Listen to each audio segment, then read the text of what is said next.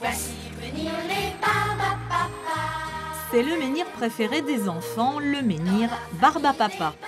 À ses côtés, 34 frères et sœurs au look pour le moins original, comme ce menhir au graphisme noir et blanc baptisé Pop Molitor.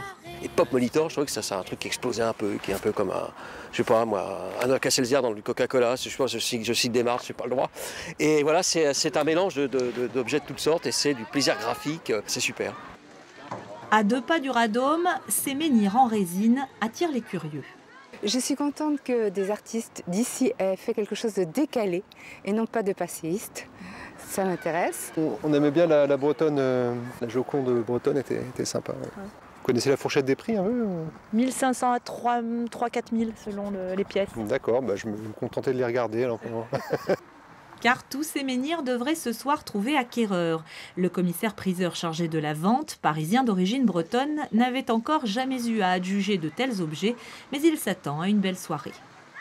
Donc on va débuter, je pense, à 10% sous l'estimation basse.